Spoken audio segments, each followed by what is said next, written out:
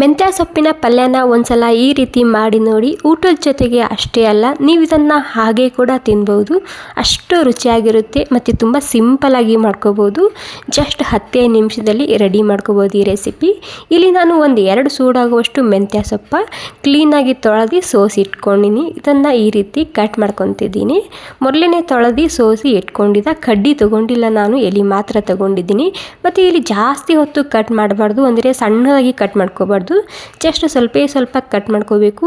ಸಣ್ಣದಾಗಿ ಕಟ್ ಮಾಡ್ಕೊಂಡ್ರೆ ಕಹಿ ಬಿಟ್ಕೊಳ್ಳುತ್ತೆ. ಹೀಗಾಗಿ ಈ ರೀತಿ ಸ್ವಲ್ಪನೇ ಇದನ್ನು ಕಟ್ ಮಾಡ್ಕೊಂಡು ಮತ್ತೆ ಪ್ಲೇಟ್ನಲ್ಲಿ ಹಾಕಿಡ್ತಿದ್ದೀನಿ. ನೀವು ಈ ರೀತಿ ಒಂದ್ಸಲ ಮಾಡಿ ನೋಡಿ. ಮಕ್ಕಳು ಕೂಡ ತುಂಬ ಇಷ್ಟಪಟ್ಟು ತಿಂತಾರೆ. ಒಂಚೂರು ಕೂಡ ಕಹಿ ಬಿಡೋದಿಲ್ಲ ಈ ರೀತಿ ಮಾಡಿದರೆ. ಮತ್ತು ಇನ್ನೊಂದು ಟಿಪ್ಸ, ನೀವು ಇಲ್ಲಿ ಮೆಂತ್ಯ ಸೊಪ್ಪ ಕಟ್ ಮಾಡ್ಕೊಂಡಾದ್ಮೇಲೆ ಒಂದು ಸ್ವಲ್ಪ ಉಪ್ಪನ್ನ ಹಾಕಿ, ಅಂದರೆ ಉಪ್ಪನ್ನ ಸೇರಿಸಿ ಇದನ್ನು ಮಿಕ್ಸ್ ಮಾಡ್ಕೊಂಡು ಇಡಿ. ಇದು ಕಹಿ ಬರೋದಿಲ್ಲ, ಸೂಪರ್ ಆಗಿರುತ್ತೆ ಟೇಸ್ಟ್. ಉಪ್ಪು ಹಚ್ಚಿ ಇದಕ್ಕೆ ಹಾಗೆಯೇ ಕಟ್ ಮಾಡಿ ಪ್ಲೇಟ್ನಲ್ಲಿ ಎತ್ತಿಡ್ತಿದ್ದೀನಿ. ಮೆಂತ್ಯ ಸೊಪ್ಪ ಕಟ್ ಮಾಡ್ಕೊಂಡಾದ್ಮೇಲೆ ಇಲ್ಲಿ ಕಡಾಯಿನಲ್ಲಿ ಒಂದು ಸ್ವಲ್ಪನೇ ಎಣ್ಣೆ ಹಾಕ್ತಿದ್ದೀನಿ. ಎಣ್ಣೆ ಬಿಸಿ ಆದಮೇಲೆ ಜೀರಿಗೆ ಮತ್ತು ಒಂದು ಸ್ವಲ್ಪ ಸಾಸಿವೆ ಹಾಕ್ಕೊಂಡಿನಿ. ಹಾಗೆ ಒಂದು ಸ್ವಲ್ಪನೇ ಇಂಗು ಹಾಕ್ಕೊತಿದ್ದೀನಿ. ಓಕೆ, ಇವಾಗ ಜೀರಿಗೆ ಹುರ್ಕೊಂಡಾದ್ಮೇಲೆ ಬೆಳ್ಳುಳ್ಳಿ ಹಾಕ್ಕೊತಿದ್ದೀನಿ. ಬೆಳ್ಳುಳ್ಳಿ ಸ್ವಲ್ಪನೇ ಜಜ್ಜಿ ಹಾಕ್ತಿದ್ದೀನಿ. 1 ಕಡ್ಡಿ ಬೆಳ್ಳುಳ್ಳಿ ಹಾಕ್ತಿದ್ದೀನಿ. ಇಲ್ಲಿ ನೀವು ಬೆಳ್ಳುಳ್ಳಿ ತಿನ್ನೋಲ್ಲ ಅಂದರೆ ಸ್ಕಿಪ್ ಕೂಡ ಮಾಡ್ಬೋದು. ಹಾಗೆ ಈರುಳ್ಳಿ ಹಾಕ್ತಿದ್ದೀನಿ ಸಣ್ಣದಾಗಿ ಕಟ್ ಮಾಡ್ಕೊಂಡು. ಇವಾಗ ಈರುಳ್ಳಿ ಹಾಗೆ ಬೆಳ್ಳುಳ್ಳಿ ಕೆಂಪಾಗೋ ತನಕ ಅಥವಾ ಹಸಿ ವಾಸನೆ ಹೋಗೋ ತನಕ ಇದನ್ನು ಹುರ್ಕೋಬೇಕು. ನಂತರ ಇದಕ್ಕೆ ನೆನೆಸಿದಂತಹ ಹೆಸರು ಬೇಳೆ ಹಾಕ್ತಿದ್ದೀನಿ. ಉದ್ದಿನ ಬೇಳೆ ಇದ್ದರೆ ಅದು ಕೂಡ ಹಾಕ್ಕೋಬೋದು, ಯಾವುದಾದ್ರೂ ಒಂದನ್ನು ಹಾಕ್ಕೊಳ್ಳಿ. ಉದ್ದಿನ ಬೇಳೆ ಅಥವಾ ಹೆಸರು ಬೇಳೆ ನೆನೆಸ್ಕೊಂಡೇ ಹಾಕ್ಕೋಬೇಕು. ಇವಾಗ ಈ ಈರುಳ್ಳಿ ಜೊತೆಗೆ 1-2 ನಿಮಿಷ ಈ ಬೇಳೆನ ಹುರ್ಕೋಬೇಕಾಗುತ್ತೆ. ಇವಾಗ 2 ನಿಮಿಷ ಹುರ್ಕೊಂಡಿದ್ದ. 2 ನಿಮಿಷ ಆದಮೇಲೆ ನಾನಿಲ್ಲಿ ಹೋಮ್ ಮೇಡ್ ಪ್ಯೂವರ್ ಆಗಿರುವಂತಹ ಮಸಾಲೆ ಖಾರ ಹಾಕ್ತಿದ್ದೀನಿ. ಇಲ್ಲ ಅಂದರೆ ನೀವಿಲ್ಲಿ ಹಸಿಮೆಣಸಿನ್ಕಾಯಿ ಪೇಸ್ಟ್ ಹಾಕೋಬಹುದು. ಮಸಾಲೆ ಖಾರ ಇಲ್ಲ ಅಂದರೆ ಸ್ವಲ್ಪ ಅರಿಶಿನ ಹಾಕ್ಕೊಂಡಿನಿ, ಅಥವಾ ಈ ಮಸಾಲೆ ಖಾರ ಬೇಕಿದ್ದರೆ ಆರ್ಡ್ರ್ ಕೂಡ ಮಾಡ್ಬೋದು. ಈ ಮಸಾಲೆ ಖಾರ ಹಾಗೆ ಅರಿಶಿನ ಹಾಕಿದ ಮೇಲೆ 1 ನಿಮಿಷ ಆಗೋ ತನಕ ಇದನ್ನು ಹುರ್ಕೊಂಡಿದ್ದ. ಕಲರ್ ಎಷ್ಟು ಸರಿಯಾಗಿ ಬಂದಿದೆ ನೋಡಿ. ಇದಕ್ಕೆ ಇವಾಗ 1 ಚಮಚ ಬೆಲ್ಲ ಹಾಕ್ತಿದ್ದೀನಿ.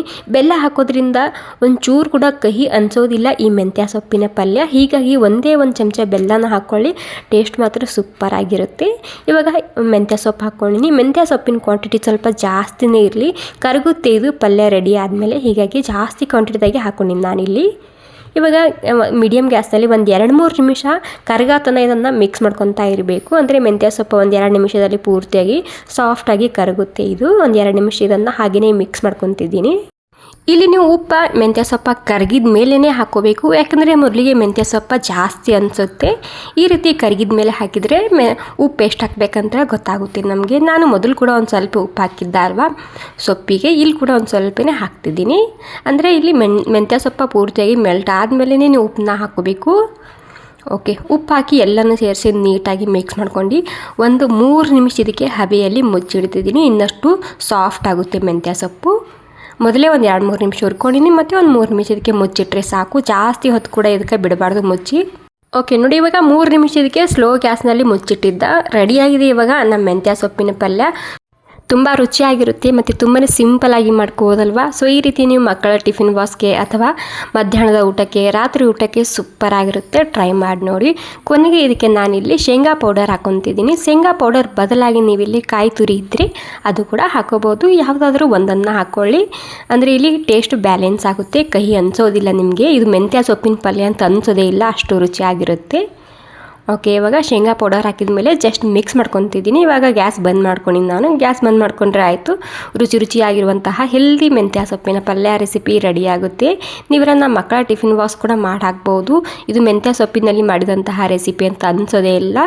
ಇದರಲ್ಲಿ ಬೆಲ್ಲ ಹಾಕಿರ್ತೀವೋ, ಶೇಂಗಾ ಪೌಡರ್ ಹಾಕಿರ್ತೀವಲ್ವ, ಹೀಗಾಗಿ ಇದರಲ್ಲಿ ಕಹಿ ಬ್ಯಾಲೆನ್ಸ್ ಆಗುತ್ತೆ. ಒಂಚೂರು ಕೂಡ ಕಹಿ ಅನಿಸೋದೇ ಇಲ್ಲ. ಓಕೆ, ಈ ಸಿಂಪಲ್ ಹೆಲ್ದಿ ರೆಸಿಪಿ ಇಷ್ಟ ಆಗಿದೆ ತಂದ್ಕೊತೀನಿ. ಆಗಿದ್ರೆ ಒಂದು ಲೈಕ್ ಮಾಡೋದು ಮಾತ್ರ ಮರಿಬಾರ್ದು. ಬಿಸಿ ಅನ್ನದ ಜೊತೆಗೆ, ಜೋಳದ ರೊಟ್ಟಿ, ಚಪಾತಿ, ಮುದ್ದೆ ಜೊತೆಗೆ ಸೂಪರ್ ಆಗಿರುತ್ತೆ. ಟ್ರೈ ಮಾಡಿ ನೋಡಿ, ಇಷ್ಟ ಆಗುತ್ತೆ ಎಲ್ರಿಗೂ. Okay, thank you so much ಎಲ್ರಿಗೂ ಮತ್ತೊಮ್ಮೆ.